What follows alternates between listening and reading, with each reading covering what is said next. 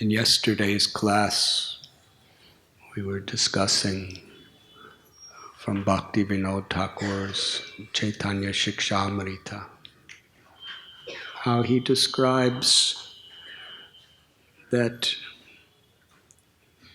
when Krishna comes to this earth, he has limitless pastimes or leelas. Some are nitya leela. The intimate loving exchanges with his devotees that take place forever in this spiritual world and are manifested here in Boma, Vrindavan, the Vrindavan of this earth planet, like the Ras Leela, like the Leelas of Yashoda, Krishna, the Leelas of Krishna playing with the Gopas, the cowherd boys, in the pastures of Brajbhumi. And there is also Naimitika Leela, which is the occasional pastimes that Krishna especially manifests within this material world.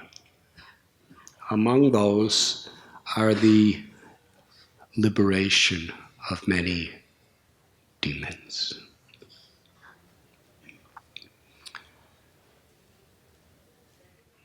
They are to fulfill one of Krishna's promises in Bhagavad Gita. Paritranaya sadhunam vinashaya chaduskritam dharma samstapanardaya sambhavami juge juge. That again and again I come to this world to protect those with piety and devotion, to reestablish the true principles of religion, and to cleanse the world of demoniac influences.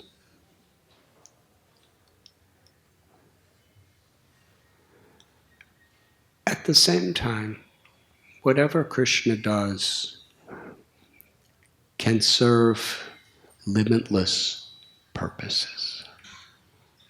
Bhaktivinoda Thakur especially focuses on how, in order to cleanse our hearts through bhakti and develop the seed of prema or love that's within our heart, many weeds will grow along with it as we're doing this watering process. And many obstacles, both from outside of us and from within us, will come to impede or distract our progress. Some of the principal distractions or obstructions are represented by these demons. We've been reading about Arista. We were speaking yesterday that according to the Vedic literatures, a bull represents Dharma. And Dharma stands on 4 legs: cleanliness, truthfulness, austerity, and compassion and mercy toward others.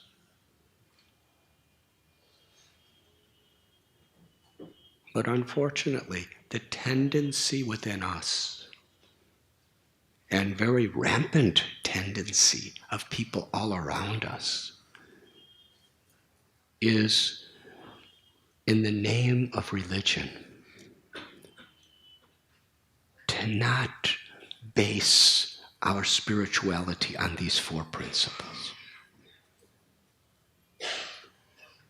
Krishna tells in Gita, in this age of Kali, which is an age of quarrel and hypocrisy, what is religion is taken to be irreligion, and what is irreligion is taken to be religion. So here is a very powerful, envious, arrogant person who took the sacred system of yoga and misused it for his own demoniac purposes. In this world, even the best gifts that God gives us could be used by the ego, the ahankar, as weapons against God. Those things which are meant to bring humility and compassion, those same things could be used as weapons of arrogance and cruelty. Education. Education is power. The people creating the bombs that are threatening the world and the environmental disastrous situations that's polluting the world, they're not just the simple farmers in the villages. They're people with gigantic educations from the highest universities.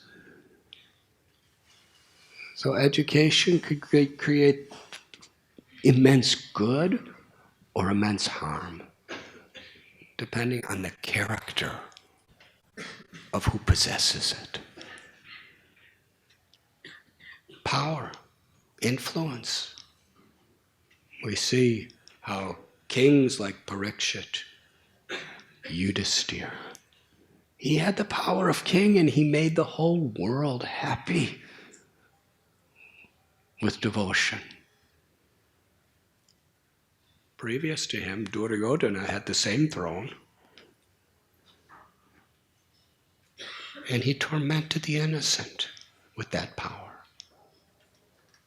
So here is this person who did lifetimes of tapasya and yogic meditation and austerities and sacrifices, yajnas, and with his power, due to the bad association of Kamsa and others, he manifested the form of a giant bull that represents religion, dharma. But his purpose, instead of to develop love for God, was he was competing with God. He wanted to kill God to put himself in that position. And he really believed he could, because he was so infatuated, so intoxicated by his power, his knowledge, his influence. And he really thought he was right. At the same time, as we quoted Bhaktivinoda Thakur yesterday, Namaruchi, Jivadoya, Sarvadharmasar. That the essence of all dharma, whatever you call it, is to develop love for Krishna, to develop love for God, by developing a taste for the chanting of the names. And the testimony that we're actually having a taste for the chanting of names and love of God is manifesting in our hearts is Jivadoya. We become compassionate. We become very kind and merciful to all living beings. Jivadoya. Not Indian doya or American doya or black or white or red doya or Hindu doya or human doya. Jiva. Jiva means every plant, every insect, every fish, every animal, every species, every bird in the sky, every type of human. Wherever there's life, we see Krishna within them. A child of Krishna. But Aristasura, he was terrorizing everybody, and his goal was to kill Krishna and kill everyone in Vrindavan. And in the previous verses we find he was so big, when he was galloping, it was creating such trembling in the earth, like earthquakes. And the innocent mothers of the cows and the goats and the sheep and the buffaloes and the gopis, the humans who were pregnant. They were having miscarriages. It was so horrifying. But he wasn't thinking, look at how much suffering. It was just about him.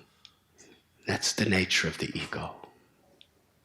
So Krishna effortlessly grabbed the horns of Aristasura, threw him down about 18 meters away, just to humiliate him.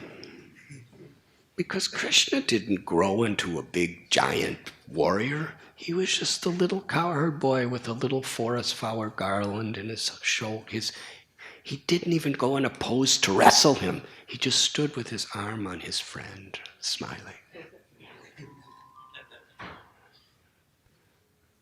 Aristasura got up again and was even more angry, and Krishna flipped him over, and then with his very soft, tender little foot, he kicked him. And that was the end of Aristasura.